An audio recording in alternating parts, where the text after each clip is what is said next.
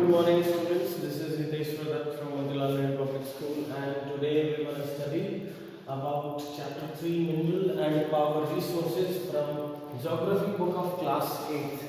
तो जैसे कि मैंने पिछली वीडियो में भी एक्सप्लेन किया था इस चैप्टर को कि मिनरल्स क्या होते हैं, उनको कैसे एक्सट्रैक्ट किया जाता है, वो हमें कहाँ कहाँ मिलते हैं, ये बात भी हमें करनी है, और टाइप्स, कितने टाइप्स के होते हैं। तो आज जो हमारा वीडियो है वो होगा कि distribution of minerals and types of minerals. सबसे पहले हम टाइप्स ऑफ मिनरल्स की बात करेंगे कि मिनरल्स कितने टाइप के होते हैं और डिस्ट्रीब्यूशन ऑफ मिनरल्स मतलब वो किस तरह से कहाँ कहाँ मिलते हैं। लास्ट वीडियो में हमने मिनरल्स के बारे में ये पढ़ा कि मिनरल्स होते क्या हैं, मिनरल एक रिसोर्स कैसे है, ये सब हमने लास्ट वीडियो में पढ़ा था। तो आज मैं जो आज हम जो पढ़ने वाले हैं वो होगा types of minerals and distribution of minerals. तो यहाँ पे अगर हम बात करें टाइप्स ऑफ मिनरल्स की, मिनरल्स बेसिकली तीन टाइप के होते हैं। अगर ब्रॉड कैटेगराइज में करूं तो तीन होते हैं, मेटालिक,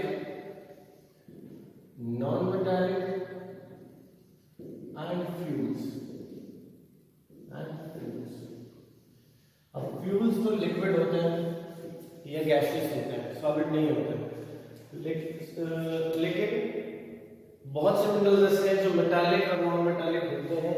कुछ ऐसे होते हैं जो मेटल्स की फॉर्म में होते हैं, कुछ ऐसे होते हैं जो मेटल्स नहीं होते, उनको हम मेटल्स की कैटेगरी में डालते हैं, बट बहुत यूजफुल होते हैं हमारे लिए। तो यहाँ पे तीन कैटेगरीज मैंने बताई, metallic, non metallic and fuels. Minerals तीन टाइप के होते हैं। सबसे पहले हम बात करेंगे मेटालिक मिनरल्स की।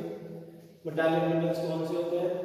इट कंटेन्स मेटल, ऑब्वियस सी बात है, जिसके नाम में ही मेटल आ गया। मेटल मीन्स धातु।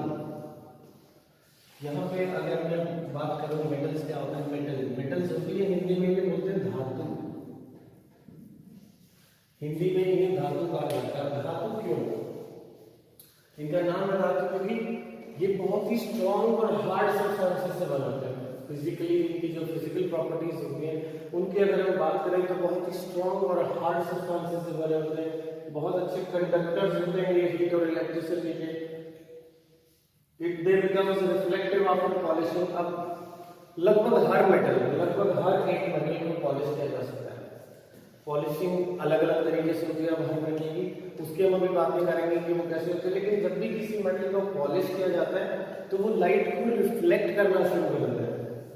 फॉर एग्जाम्पल आयरन है या एल्यूमिनियम की हम बात करें, एल्यूमिनियम जब एक्सट्रैक्ट किया जाता है धरती से वो इतना रिफ्लेक्टिव नहीं होता। अगर आप स्टील या एल्यूमिनियम के बर्तन आप अपने घर में देखें, स्टील का बेस्ट एग्जांपल है जो हमारे घर में होता है, तो एल्यूमिनियम के भी आते हैं, बट स्टील के जो बर्तन है, एल्यूमिनियम के बर्तन है, उनके ऊपर पॉलिशिंग की जाती है। और आप लोगों ने देखा होगा कि ग्लास हो या प्लेट हो, स्टील की या एल्यूमिनियम की, आप उसमें अपना चेहरा रिफ्लेक्शन वापस देख सकते हैं। तो वो रिफ्लेक्टिव तभी होता है, लाइट को रिफ्लेक्ट करना तभी शुरू करता है जब उनकी पॉलिशिंग हो जाती है। Opaque to visible light. Visible, अब यहाँ पे एक तो मैंने लिख दिया रिफ्लेक्टिव, एक लिखा ओपेक। ये दोनों टर्म्स मतलब जो चीज रिफ्लेक्टिव होगी ना वो ओपेक होगी। अब वो कैसे?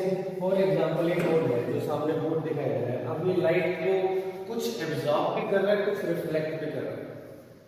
अब जहां जहां से लाइट बहुत ज्यादा है, फॉर एग्जांपल ऊपर आपको रिफ्लेक्शन दिख रहा है, अब जहां पे लाइट ज्यादा है वो रिफ्लेक्ट हो रही है और उसकी इमेज दिख रही है। अब जहां पे लाइट कम है वहां से लाइट, फॉर एग्जांपल ये यहां से लाइट रिफ्लेक्ट नहीं हो रही है। तो रिफ्लेक्टिव और ओपेक। ओपेक वैसे क्या होता है? ओपेक होता है जैसे ह्यूमन बॉडी होती है, वो ओपेक होती है। क्यों?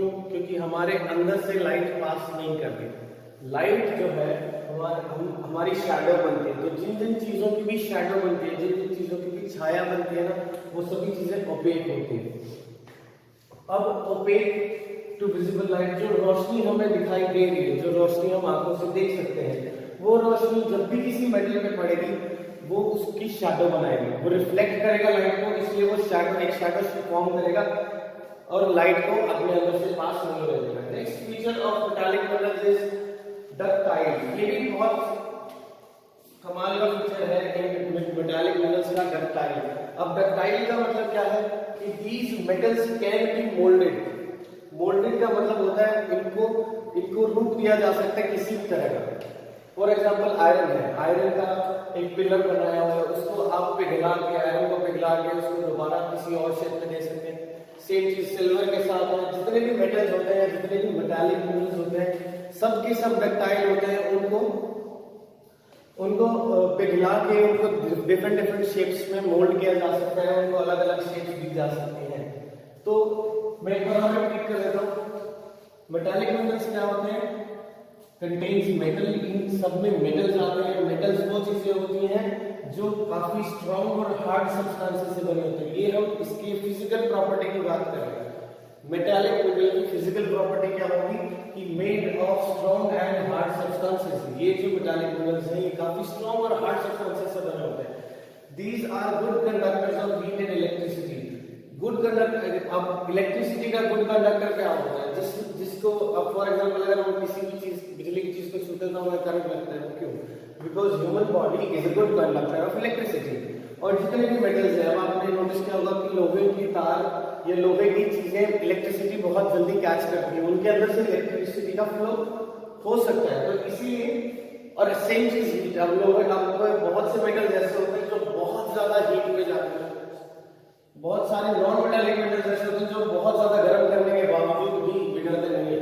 अब लेकिन जितने भी मेटालिक मेटल्स हैं, इन सबका एक मेल्टिंग पॉइंट है, वहां पे जाके मेल्ट हो जाते हैं और ये बहुत अच्छे, अब बहुत जल्दी गर्म भी हो जाते हैं। गुड कंडक्टर, अब लोहा अगर आप आधा घंटा में बाहर धूप में रख दें, अगर लोहे की कोई भी चीज है और आपने वो आधा घंटा भी बाहर रख दी धूप में, वो बहुत ज्यादा गर्म हो जाएगी।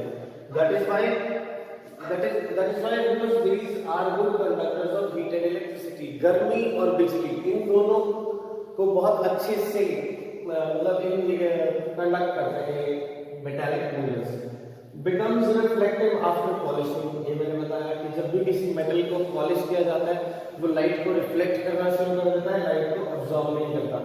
ओपेक टू विजिबल लाइट, जो हमारी आंखों को रोशनी दिखाई दे रही है या कोई भी लाइट उनके अंदर से अगर क्रॉस करेगी तो वो पीछे शैडो बनाएगा, वो मेटल शैडो बनाएगा, उसके अंदर से लाइट क्रॉस नहीं होगी। डक्टाइल, ये एक बहुत इंपॉर्टेंट फीचर है इनका कि इनको पिघलाकर इनको डिफरेंट शेप्स दी जा सकती है। It is possible to give different shapes to metallic minerals. तो अभी तक हम बात कर रहे थे मेटालिक मिनरल्स की। मेटालिक मिनरल्स की हमने बात कर ली है, उसके बाद हम बात करते हैं नॉन मेटालिक मिनरल्स की। मेटालिक मिनरल्स की अगर जो हमने लास्ट मेटालिक मिनरल्स किया है, इसके अगर मैं आप लोगों को एग्जांपल दूं तो iron, copper, silver, gold etcetera. ये कुछ ऐसे मेटालिक मिनरल्स हैं जिनके फीचर्स जो हमने बात किए थे कि वो मेटल्स होते हैं, वो काफी स्ट्रॉन्ग और हार्ड सब्सटेंसेस के बने होते हैं। डक्टाइल होते हैं, उनको डिफरेंट शेप्स दी जाती है। डक्टाइल का बेस्ट एग्जांपल है गोल्ड। गोल्ड के कितने सारे हम ऑर्नामेंट्स देखते हैं, ज्वेलरी देखते हैं जिसको अलग अलग तरीके की शेप दी जाती है। सिल्वर भी डक्टाइल होने का बहुत अच्छा एग्जांपल है। हम सिल्वर के बर्तन देखते हैं, घर पे चांदी के बर्तन होते हैं, चांदी के जेवर भी बनाए जाते हैं। कॉपर के बर्तन भी बनते हैं। आयरन के बर्तन पहले हुआ करते थे, अब नहीं होते। अभी भी जो बड़े बर्तन लोगों का इस्तेमाल होता है लोहे के होते हैं। अब ये तो थी मेटालिक मिनरल्स की बात। अब हम बात करते हैं नॉन मेटालिक मिनरल्स की। नॉन मेटालिक मिनरल्स, अब नॉन मेटालिक का मतलब मेटालिक से ऑपोजिट, बेसिक से मतलब एक छोटी सी बात यही है कि नॉन मेटालिक का मतलब है जो बेसिक, जो मेटल से अलग हो, जो ये ना हो वो सब नॉन मेटालिक है, और जो ये भी नहीं होंगे वो फ्यूज होंगे। अब हम अगर बात करें नॉन मेटालिक मिनरल्स की, they do not contain metals, they do not contain metals. अब इनमें मेटल्स नहीं होते हैं। जितने भी आगे जो मैं एग्जांपल आपको नॉन मेटालिक मिनरल्स के दूंगा उनमें एक भी मेटल नहीं होता है, वो धातु नहीं होती है, वो स्ट्रॉन्ग, वो जरूरी नहीं है कि वो स्ट्रॉन्ग या हार्ड सब्सटेंस से बना हो। नॉन डक्टाइल मे नॉट, अब यहाँ पे नॉन डक्टाइल के साथ मैं देता हूँ मे नॉट, मे बी और may not be, may be और मे नॉट बी। अब क्योंकि डक्टाइल का मतलब होता है जिनको डिफरेंट शेप दिया जा सके।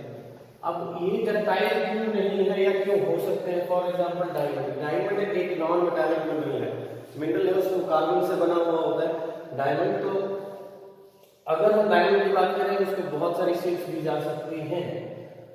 सॉल्ट जो है आप उसको जैसे भी बर्तन में डालोगे वो वैसे ही शेप ले लेगा। सैंड जो है उसको जैसे बर्तन में डालोगे तो वैसे शेप ले लेगी। लेकिन ऐसा जरूरी नहीं है कि सभी नॉन मेटालिक मिनरल्स को आप डिफरेंट शेप्स दे सकते हैं। इनको पिघलाया नहीं जा सकता, इसलिए इन्हें नॉन डक्टाइल कहा जाता है। जो भी हमने मेटालिक मिनरल्स की बात की उनको हम पिघला के कोई और शेप दे सकते हैं, बट इनको हम पिघला के कोई दूसरी शेप नहीं दे सकते। May not be a good conductor of heat and electricity, अब ये जरूरी नहीं है। अब ये बात बिल्कुल भी जरूरी नहीं है कि जो भी नॉन मेटालिक मिनरल्स होते हैं वो हीट और इलेक्ट्रिसिटी के अच्छे कंडक्टर्स हों। ऑपोजिट टू मेटालिक मिनरल्स बिल्कुल ऑपोजिट होते हैं। जो फीचर्स जितने जो जैसे हीट और इलेक्ट्रिसिटी को मेटालिक मिनरल्स कंडक्ट करते हैं ये लोग नहीं करते। उसके बाद मेटालिक मिनरल्स डक्टाइल होते हैं, उनको मोल्ड करके दूसरी शेप दी जा सकती है, इनको नहीं दी जा सकती। सेम चीज अब एक एग्जांपल बात कर लेते हैं। For example salts, diamond, sand, silica अगर आपने सिलिकॉन सुना हो, सिलिकॉन वो बहुत सारे मतलब प्लास्टिक सर्जरी में और वगैरह वगैरह एज सिलिकॉन चिप होती है आपके कंप्यूटर्स में वगैरह में सिलिका का बहुत इस्तेमाल होता है। इसके एग्जांपल्स थे ये। अब अगर एक और फर्दर में क्लासिफिकेशन की बात करूं, इनसे अलावा एक और टाइप बचती है, मिनरल फ्यूल्स। मैं बड़ा नहीं देता हूं। इनसे अलावा सिर्फ एक ही और टाइप है, mineral fuels.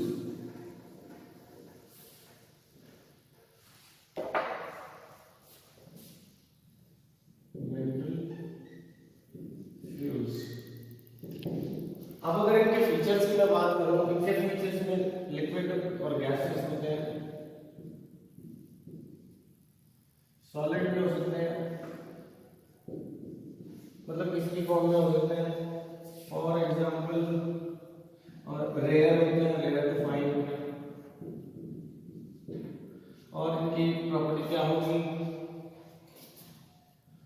Cool and petroleum for example. इनकी वजह से पोल्यूशन होता है, क्योंकि जब भी हम कोयला बर्न करते हैं तो पोल्यूशन होता है, या गाड़ियां जो हमारी चलती हैं वो भी काफी पोल्यूशन करती हैं। तो ये कुछ मिनरल फ्यूल्स के फीचर हैं जो हम देख सकते हैं। टाइप्स ऑफ मिनरल्स में इतना ही था।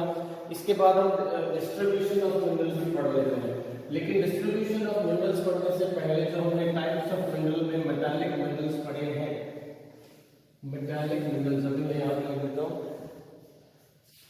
जो हमने मेटालिक मिनरल पढ़े हैं, इन मेटालिक मिनरल्स की क्या एक और क्लासिफिकेशन की जा सकती है। ये चार टाइप के होते हैं। First of all metals, metallic, second is rare, third is precious, and दो तीन तो ये टाइप हो गए, and one is light on the basis of weight. तो मेटालिक मिनरल्स को अगर मैं आगे फर्दर क्लासिफिकेशन की बात करूं तो ये चार तरीके के होते हैं मेटल्स। इसमें तो मेटालिक मिनरल्स आयरन, कॉपर, जैसे कि for example iron, copper, gas metallic minerals, फिर रेयर होते हैं, फिर प्रीशियस होते हैं, फिर लाइट। अब ये जो फर्दर क्लासिफिकेशन किया गया है, ये एक नंबर क्वेश्चन के हिसाब से आ सकता है। कभी कभार ये पूछा जाता है कि which one of the following is the part of metallic minerals, कि इनमें से कौन सा मेटालिक मिनरल्स का पार्ट है, ये पूछा जा सकता है मे बी।